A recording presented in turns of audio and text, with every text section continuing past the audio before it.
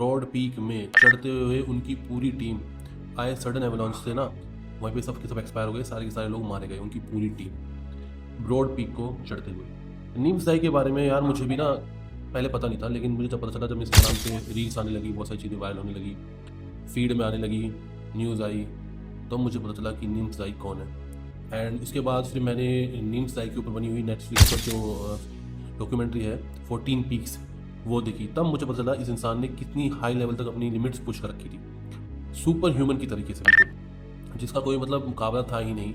और ये बात मैं आपको बताऊंगा किस तरीके से उसने सुपर ह्यूमनली तरीके से अपनी लिमिट्स पुश कर रखी थी। क्योंकि देखो इस वर्ल्ड में ना पूरे 14 पीक्स हैं जो 8000 मीटर से ऊपर है, यानी कि 8000 मीटर से ऊपर जितने भी पीक्स हैं वो 14 पीक्स हैं। और इसको चढ़ने का जो पहले रिकॉर्ड था ना, अंडर 8 ईयर्स था, यानी 8 साल में वो 14 पीक्स एक माउंटेनियर थे उन्होंने कवर करी थी। लेकिन इस इंसान ने वो चैलेंज लिया और 2019 में कारनामा किया।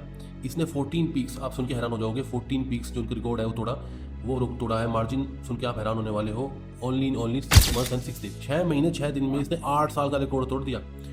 इट्स जस्ट मतलब इम्पॉसिबल ही था, तभी इन्होंने इसका नाम प्रोजेक्ट पॉसिबल रखा था, जो इन्होंने 2019 में कारनामा किया। साथ में इन्होंने K2 जो माउंटेन है वो विंटर में कभी सबमिट नहीं हुआ था, विंटर में कोई चढ़ नहीं पाया था, इन्होंने उसको भी विंटर में सबमिट करके एक नया रिकॉर्ड ब्रेक किया। और अभी एक पॉडकास्ट हो रही थी, उसमें न्यूज़ दाई ने ये भी कहा कि अगर उनके पास अच्छा खासा पैसे होते या अच्छा खासा यहाँ पे सपोर्ट होता पैसे से, तो इन पीक्स को अंडर 4 मंथ्स और अंडर 3 मंथ्स तक भी ख़त्म कर सकते थे, यानी कि 6 महीने 6 दिन जो लगे इनको और भी जल्दी कर सकते थे। ये भाई अनइमेजिनेबल थिंग है जो नीम्स दाई ने करी है। एंड साथ में उन्होंने ये भी कहा, जब मैंने ये प्रोजेक्ट पॉसिबल बनाया था ना, सबको इम्पॉसिबल लग रहा था, तभी इन्होंने उसका नाम प्रोजेक्ट पॉसिबल रखा था। लेकिन उसके बाद जब इन्होंने ये सोचा कि कैसे मैं इसको अनएक्सप्लेनेबल थिंग को कर पाऊंगा, तो इन्होंने ये भी कहा कि ये इस तरीके से था, एक एग्जांपल के रूप में उन्होंने बताया कि ये ऐसा है कि कोई अगर मैराथन रेसर 48 घंटे में किसी रेस को कंप्लीट कर रहा है, तो मैं उसे कह रहा हूँ कि वो 28 मिनट्स में उसको ख़त्म कर दूँगा। ये भाई बहुत बड़ा एग्जांपल है कि किस तरीके के हाई लेवल पे उन्होंने चीज़ की है। इसको माउंटेन के बारे में पता होगा कि चढ़ना कितना मुश्किल है, कितना रिस्की है, लाइफ के ऊपर बात है। एंड वही पहाड़ चढ़ते हुए उनकी डेथ हुई है पाकिस्तान के ब्रॉड पीक में। काफ़ी सारी बॉडीज़ रिकवर हो गई हैं, शायद 1-2 बॉडीज़ अभी रह गई हैं जो रिकवर नहीं हो पाई है।